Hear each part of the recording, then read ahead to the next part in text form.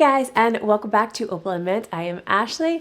Welcome back to Watercolor Blooms. This is a series on the channel where we paint watercolor florals every single week. Please excuse the voice. I've been sick for the last couple weeks and my voice still has not returned. So we keep these quick, simple, beginner friendly. I hope that you will join us in painting today. But let's go ahead and turn the camera around and start painting some watercolor blooms. All right, if you're curious about these rocks on the side, this is for an upcoming video. We're testing acrylic markers, but anyway, we are on the very last page of our sketchbook. So we have completely filled this sketchbook with our watercolor blooms, flowers. We have done flowers of many different styles and using different techniques, gone through some different seasons, and I am excited to have a finished sketchbook, and we are going to be starting a new one, but we'll be starting a new sketchbook next week. So this is the Etcher Everyday sketchbook, and I think we're going to switch to a cheaper option for the next series. I got a 2-pack of these little Fun 2 sketchbooks. It is definitely a smaller size, but we're going to be trying this out soon. But I will link this if you want to get a sketchbook and paint along with me for the next watercolor blooms. It comes in a 2-pack for like $20. So I have one for my car series, and then I'll have one for watercolor blooms. But I can show you what the paper looks like. It's very textured, and it's very one-sided paper, if that makes sense. So like this spread's textured, and then this spread is the back of the paper and it's smoother. So you could love that or hate that. So we'll have some different textures throughout this, but it lays pretty flat, and this is what we're going to be using. This one's my car one, but this is what we're going to be using starting next week. Okay, so I needed this for a reason. I had somebody want me to show them how to paint these type of roses. I did this in my little 10-minute car painting series. So we're going to be doing this in our Etcher Labs. So I used my 31 Purple Fish collab paints. I used the pink opal. The opal pink or pink opal? Opal pink. I used opal pink and dirty algae. And then, no, I didn't. I lied. That is a lie. I used my Holbein paints for that one because I used cherry blossom and shell pink. Okay. Even though I have no voice, I'm chatty today. But I wanted to show you, I put my 31 Purple Fish in these magnetic eyeshadow palettes that I got on Amazon. I'm going to link these below. If you have 31 Purple Fish paints, sometimes it's difficult to find something to put them in. They're just different shape than normal half pans. I have had them just in this tray, and there's nothing to cover them. So I got this. It will protect them from dust, and if any of them crack, the pieces won't fly everywhere. They'll stay contained at least. So I got these on Amazon. Really good. But I want to use these today. I was watching some of my swatches of them, and I'm like, they're just so stinking pretty. So we're going to do some pinks and purples for the flowers. Won't look exactly like this, but we're going to go kind of along these lines. Okay, now brushes. What kind of brush should we use for this? So you can use several different shapes. I usually use a round brush, one that has a little bit more of a belly. So a good option would be like the Meeden set that I have. They're kind of like a quill brush, but even a normal round brush that just has some belly to it that can be pushed, you know. These are the Tumorata ones, another inexpensive brand. So Meeden Tumorata. I still want to use this in a video, and I'm dying to, but I don't know that this is the brush I want to use for this technique, because I really want to, well, I might be able to. We're going to try it. We're going to do it. It's fine. Okay. So we're going to start with some of these pinks and purples. I just love them all so much. All right, I'm just going to wet a few different ones, and we're just going to go with some pinks and purples. I feel like I've done this before in this series, actually. I feel like I did roses with pink and purple. I still love those a lot. That one was fun. It was those maybe, just the pink. Okay. Okay, we got this. All right, so for these roses, it's all going to be about starting with a light wash and then adding just a little bit of shadow here and there. So I'm going to start with kind of a light pale pink, and we're just going to kind of fill this page out with roses. So I'm going to start with a little bit more concentrated paint, and I'm just doing some little overlapping lines, okay? I'm keeping them curved and overlapping them. The petals on the inside are going to be smaller, and then we're going to get bigger as we go around. All right, I rinsed my brush off, and so I have just water on my brush, and I'm just going to blend out these petals that are on the outside edge here. That. Going back into the pink, taking another layer of petals. And we're doing our brush stroke where we start with the tip, push through the belly of the brush, and then lift back up to the tip. Yeah, I figured this was not the brush for this because it is a scratchier brush, and I need a floppier brush for this technique. So I'm going to switch brushes because this one's bothering me. And I'm going to go with the medium size 2 here. This is going to help me out a lot. So sometimes your brush really does matter. So I'm going to start and then, there's a lot of pigment. Push through that belly and then kind of lift and curve. So the first layer of these petals does not need to be perfect. The first layer is kind of getting our base, and we're going to come in and add some shadows within these layers. So let me get a little bit lighter wash here. I feel like I want just a little bit here. And also, as we go out to the edge, they're going to get lighter and lighter. So, okay, there's one. I want to switch to a different pink real quick. All right, so I'm going to start here, just putting in little lines here. Push and lift. Starting here, kind of overlapping. Leaving a little bit of white space, but not too much, because if it's too much white space, it's going to look cartoonish.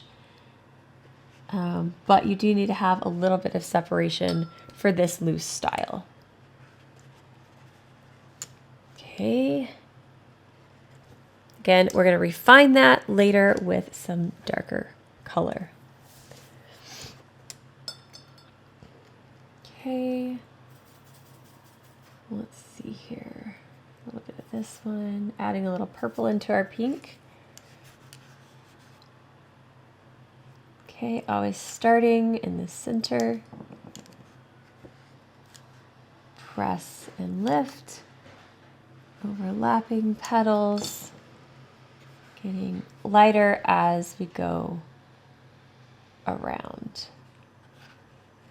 Press that belly out. Just like so. Okay.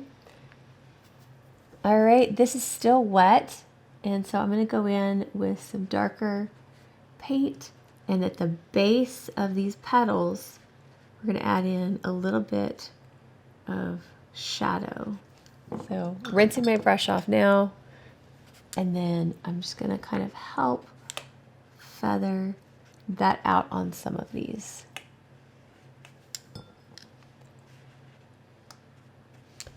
Okay, we're not going for perfection here. We're going for kind of a loose shape of a rose. Okay, let's take another one up here. Getting some purple. A little bit purple mixed in with that pink. Doing the same thing. Just lightly press and lift. Lift. We're going to make this one a little bit smaller here. This one's maybe side facing, so we'll have a petal come up the front here.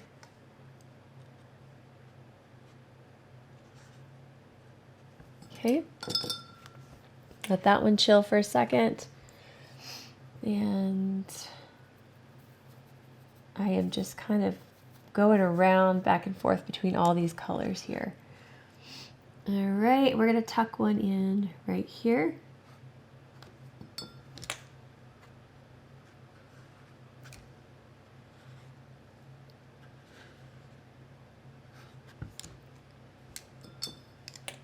As I go around, I'm wiping some paint off the edge of the cup. Dip in the water, wipe some paint off. Okay, oh, I like that color. All right, let's do another one with that color kind of on this side just to balance it.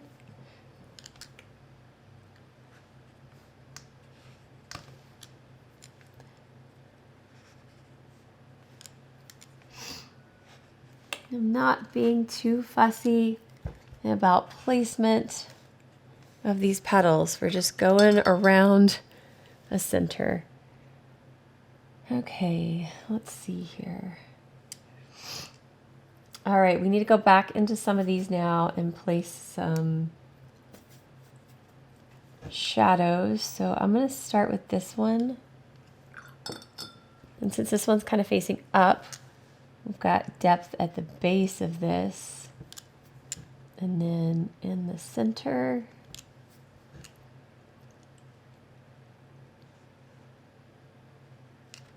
just adding in some shadow. I'm going to take the back of this brush and kind of pull up some lines in those petals. Okay. Right. All right, I'm going back to the very first one.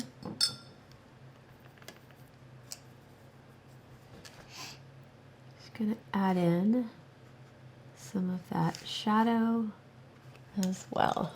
Putting in some darker pigment, rinsing my brush off, tapping it on the cloth, and then using that water on the brush to help fan out the darker pigment.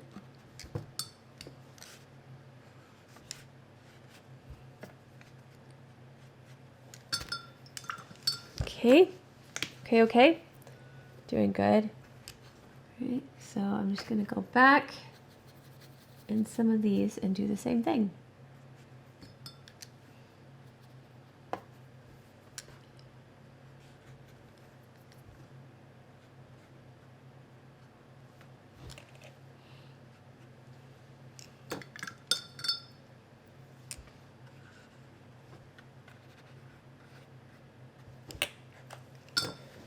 Just keeping your brush strokes kind of loose and simple.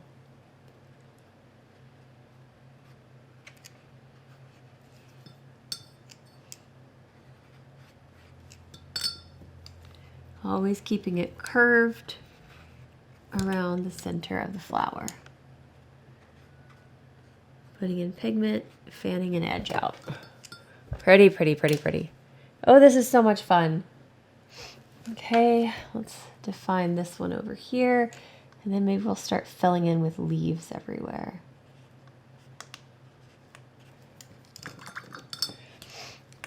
Okay, so again, put the pigment down, rinse my brush off, fan out that pigment.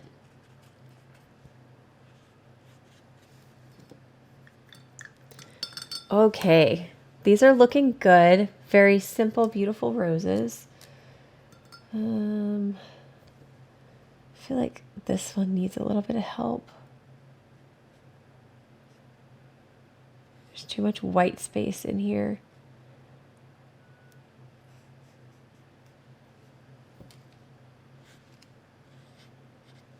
Okay, let's not get too fussy. Okay, I'm going to move on to some green. So let's move this up here. I might need a couple more roses or I may leave it. I'm not sure. We'll see how the green goes. You can tell my favorite one, Dirty Algae, is right here. This is one that we actually did for our collaboration with 31 Purple Fish. Right here. So same color. These are our collaboration ones. These are extras, but she actually did a third round of them. Oh, today, as I'm filming. Oh, what time is it? Okay, they go on sale in 10 minutes. Well, that's funny. Let me pull up her website because there's some haze colors that I want to get. Okay, sorry, I had to post that really fast. All right, and in 10 minutes, I'm going to have to, okay. All right, so we're going to take Dirty Algae, and we're going to be super loose about these leaves, okay? So we're going to start over here, do a little brush stroke, kind of press that through.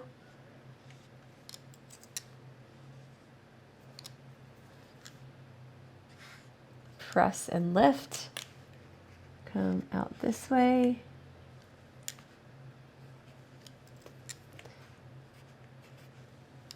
Make some of them just little half leaves or a part of a leaf. Like, don't worry too much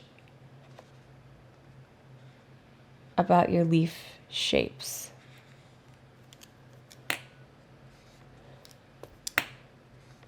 Don't be too precious about it.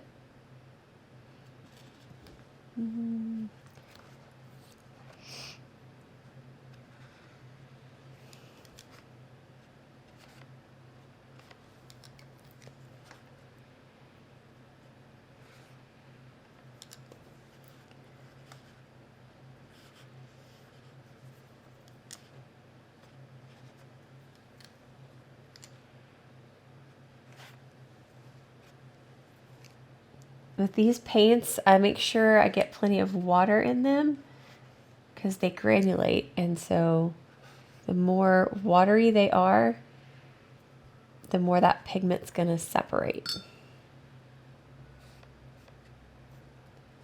So just kind of plop some watery leaves onto the page. Go crazy. Have fun with it. Anywhere there's like a flower meeting another flower, or just wherever you feel like putting a leaf. Do different shapes, different sizes. Make them overlap. Just kind of play around with your leaves. And I'm going to do a couple of little wispy looking line leaves poking out as well.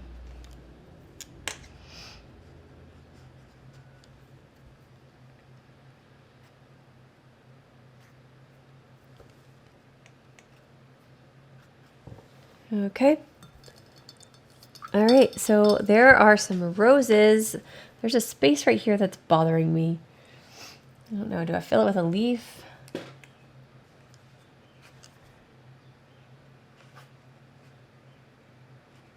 That works, I guess.